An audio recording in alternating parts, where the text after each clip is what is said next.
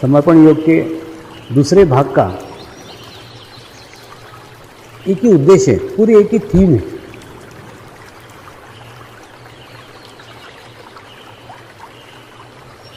कि मेरे गुरु ने मेरे अंदर एक आत्मविश्वास निर्माण किया कि उनकी शक्तियां मैं प्राप्त कर सकता हूं, मैं ग्रहण कर सकता हूं, आत्मसात कर सकता हूं। ऐसा ही विश्वास, ऐसा ही कॉन्फिडेंस अगर युवा शिविर में युवाओं के अंदर आ सके तो इस पुस्तक का उद्देश्य सफल हो जाएगा। इसी उद्देश्य से लिखी गई पूरी एक ही उद्देश्य है पूरे पुस्तक का। क्योंकि आपको जो अच्छा अच्छा वो दिख रहा है, जीवन का अच्छा ही यहाँ दिख रही है। क्या संघर्ष किया, घर में क्या तकलीफें हुई, बाहर क्या तकलीफ हुई, कैसे कैसे परेशानियों से गुजरा, पूरी संघर्ष की कथा है। और वो पढ़ने के बाद में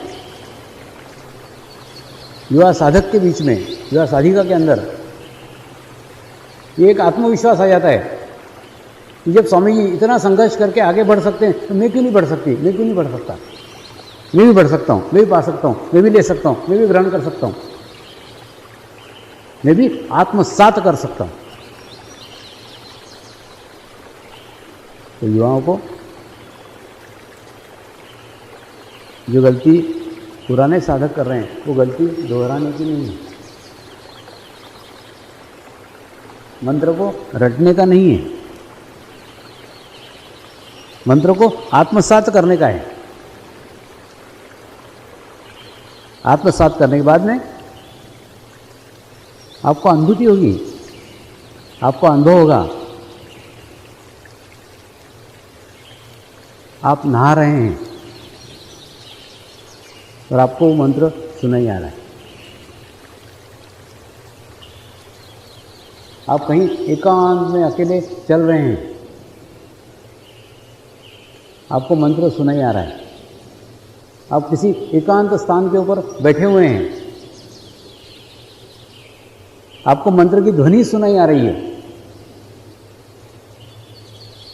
नहाते समय साधारणतः सामान्य मनुष्य अकेला होता है। एकांत स्थान पे जब भी आप रहोगे, आप अकेले रहोगे, आपके आत्मा के साथ रहोगे।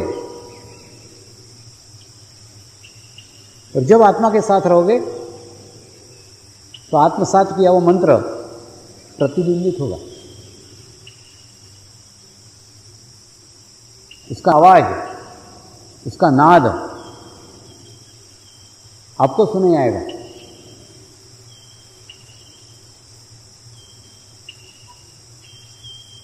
और ये सब करने के लिए घर छोड़ के भागने की,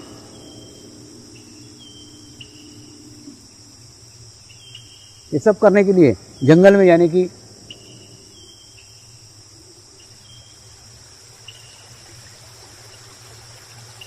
ये सब करने के लिए समाज छोड़ने की,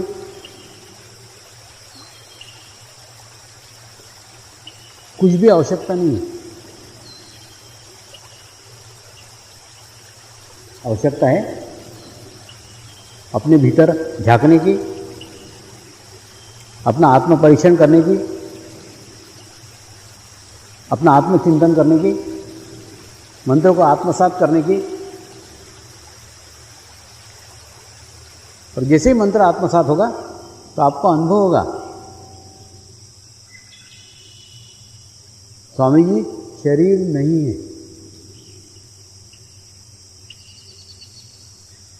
एक बहुत बड़ी सामूहिकता का पुंज है, इसके साथ लाखों आत्माओं की सामूहिकता जुड़ी हुई है।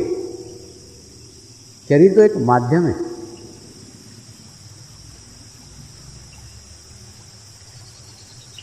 ऐसा एहसास खुद ब खुद होना चालू हो जाएगा।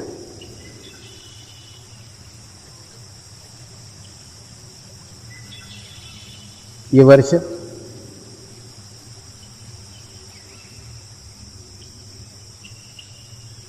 हम महिला वर्ष के रूप में मना रहे हैं।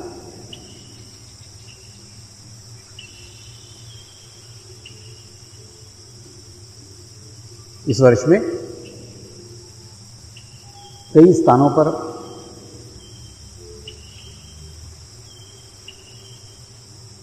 महिला साधकों की गतिविधियां बढ़ी है।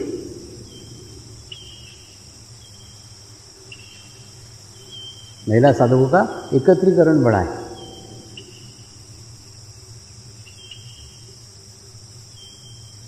ऐसा ही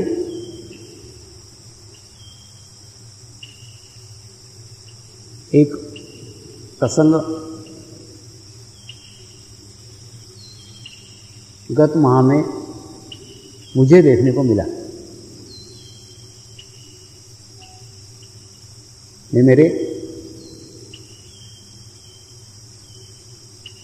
लड़के के शादी के रिसेप्शन के लिए गोवा गया हुआ था। मेरा कुछ भी निजी नहीं है, कहीं पे भी जाते हैं तो वो साधकों के साथ ही समाप्त होता है। तो वहाँ पे भी एक समर्पण भवन का उद्घाटन हुआ, एक समर्पण स्थायी सेंटर का उद्घाटन हुआ। इस समर्पण स्थायी सेंटर के अंदर एक समस्या आ गई। तो समस्या ये थी, उस सेंटर पे 75 लोग बैठ सकें, बस इतनी जगह थी और केवल प्रमुख लोग भी एकत्र किए, पदाधिकारी भी एकत्र किए तो 96 हो रहे थे। तो कौन से 11 लोगों को उसमें से हटाया जाए, कौन से 11 लोगों को उसमें से कम किया जाए, ये प्रश्न था।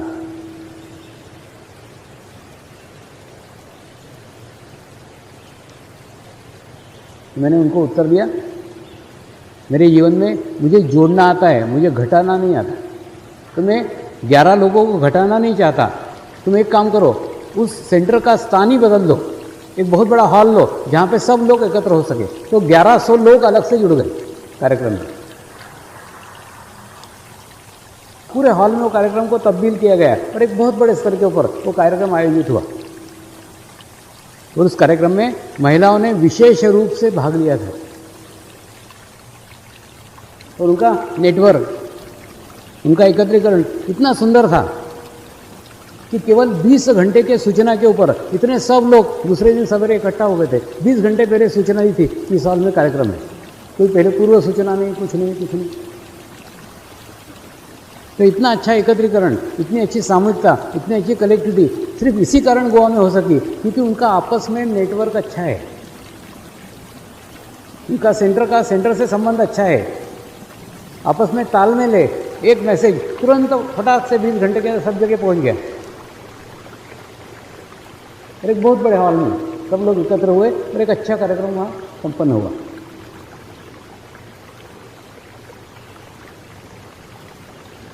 तो आपको महिलाओं की एक्टिविटी अच्छी हो रही है वो भी दिखता होगा, जहाँ अच्छी हो रही, जहाँ नहीं हो रही है वो भी आपको दिखता होगा कि वो नहीं हो रही है। और मुझे दोनों ही दिखता है, नहीं हो रही है वो भी दिख रहा है, हो रही है वो भी दिख रहा है, दोनों दिख रहा है।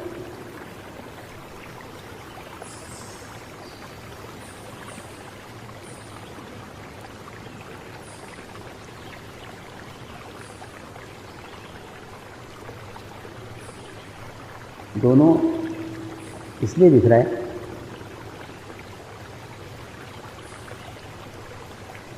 क्योंकि सभी और ध्यान है, सब और चीज पर।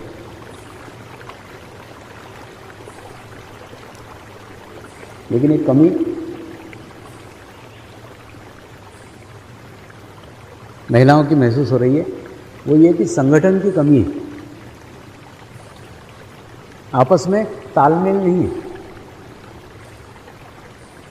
जो भी कार्य कर रहे हो वो आप आपके स्तर के ऊपर कर रहे हो, उसको जोड़ो, सब सारे तंत्र को जोड़ो और जोड़ोगे तो एक बहुत बड़ा संगठन, केवल भारत के स्तर के ऊपर नहीं, एक अंतर्राष्ट्रीय स्तर पे एक महिला संगठन खड़ा हो सकता है।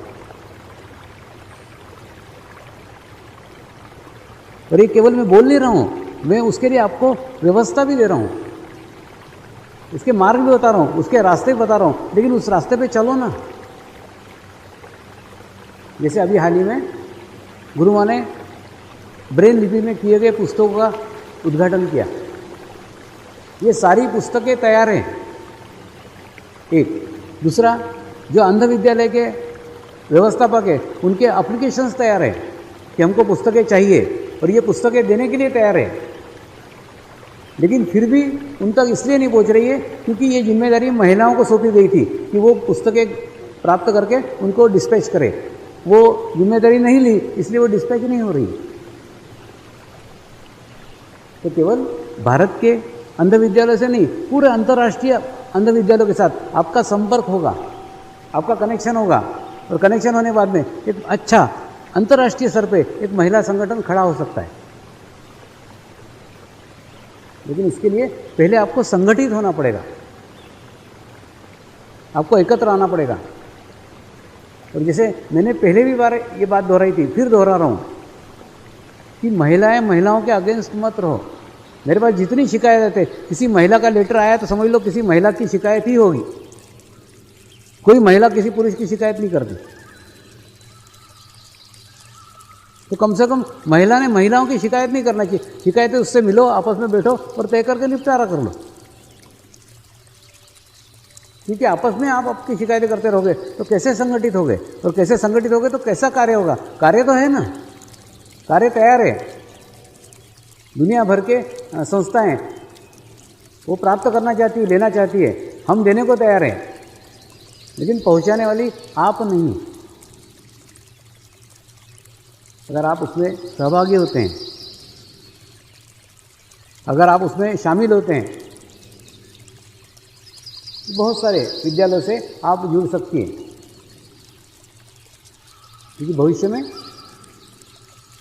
आगे भी कोई योजनाएं हैं जो योजना को क्रियान्वित करने के लिए इस सब महिला संगठन का बाद में उपयोग हो सकता है। महिलाओं को संगठन की कमी है, तो संगठन को अभी 6 माह बाकी है। इस महिला वर्ष के 6 माह और बाकी है। इस 6 महीने में एक अच्छा संगठन तैयार करो। दूसरा, एक दूसरे के साथ संपर्क रखो, कम्युनिकेशन रखो, संप्रेषण रखो। कम्युनिकेशन की कमी है। तो मेरे को तो मालूम पड़ता है कहाँ क्या हो रहा है, लेकिन आपको आपस में मालूम नहीं है कि कहाँ क्या घटित हो रहा है, क्या हो रहा है।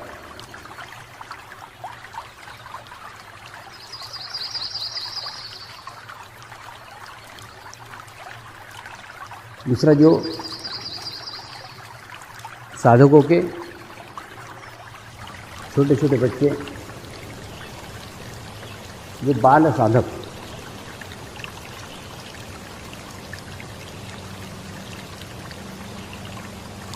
तैयार हो रहे हैं, जो कोई कार्यक्रम में नहीं आते,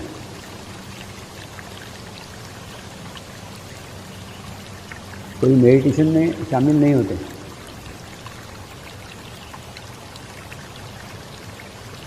तो अपने घर पे ही अपने माँ के साथ, अपने पिता के साथ, अपने भाई के साथ, अपने बहन के साथ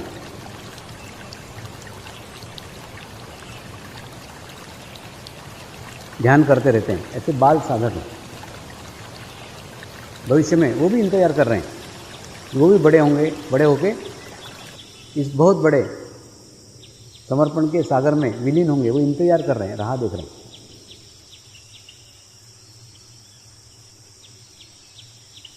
तो ऐसे साधकों के लिए मेरा कहना है कि तुम तुम्हारी नींव ही मजबूत करो।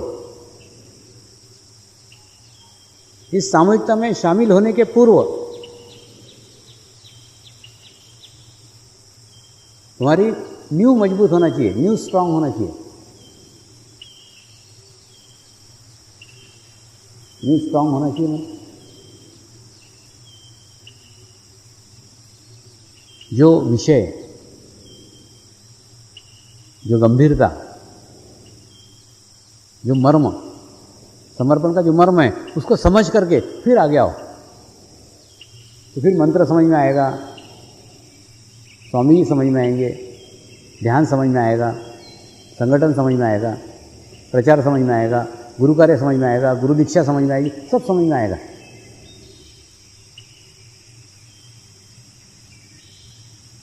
तो छोटे छोटे बच्चे पुराने गुरुओं के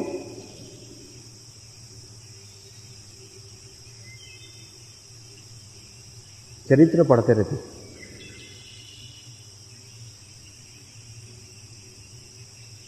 और चरित्र पढ़ के उनके बाल मन में जो भी विचार आते हैं, अच्छे आए हों, बुरे आए हों, पॉजिटिव आए हों, निगेटिव आए हों, सब मेरे तक पहुँचते रहते।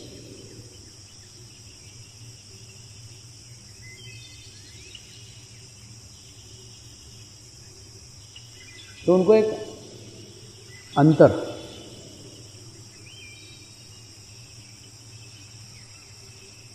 उनको एक फर्क,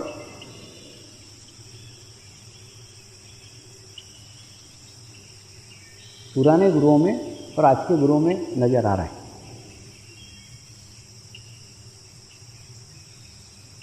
कि पुराने गुरु ऐसे कपड़े पहनते थे, आज के गुरु ऐसे कपड़े पहनते हैं। पुराने गुरु इस वाहन पे घूमते थे, आज के गुरु इस वाहन पे घूमते हैं। पुराने गुरु ऐसा व्यवहार करते थे, आज के गुरु ऐसा व्यवहार कर रहे हैं। एक अंतर, एक फर्क नजर आ रहा है। और ऐसा अंतर क्यों है, ऐसा फर्क क्यों है, ऐसा क्यों हो रहा है?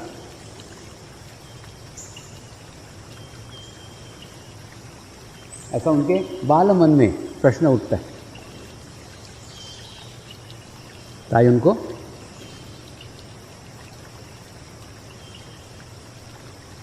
एक उदाहरण से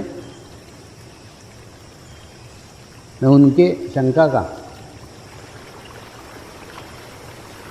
समाधान करने का प्रयास करता हूँ। इन बच्चों के लिए मेरा कहना है कि आपने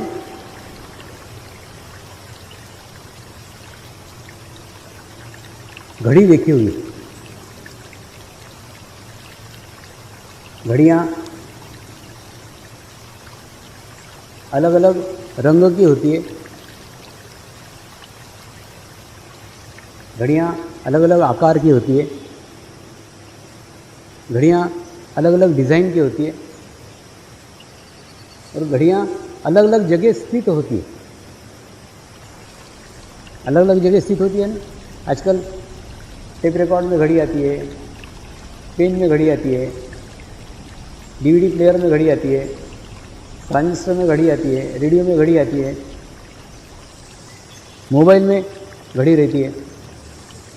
मतलब इतने सारे उपकरण हो गए हैं जिन उपकरणों के अंदर घड़ी अलग अलग रूपों के अंदर विद्यमान रहती है। एखादा टीनेजर होगा तो उसका घड़ी का प्रकार अलग होगा। मतलब पहले आपके पहचान में नहीं आएगा कि ये घड़ी, अच्छा ये घड़ी है, अच्छा घड़ी, मतलब ये घड़ी उसने पहनी है, आपके समझ में नहीं आएगा। ऐसे डिज़ाइन की घड़ी उसके हाथ में होगी। और एखादे युवा के पास, एखादे मध्यम वर्गीय के पास आप देखोगे तो अलग डिज़ाइन की घड़ी होगी। एखादे दादाजी के पास देखोगे, उनके पास और बाबा आलम की पुरानी घड़ी होगी। यानी घड़ी के रूप अलग अलग है। बच्चे के पास अलग प्रकार की, तरुण के पास अलग प्रकार की, बूढ़े के पास अलग प्रकार की।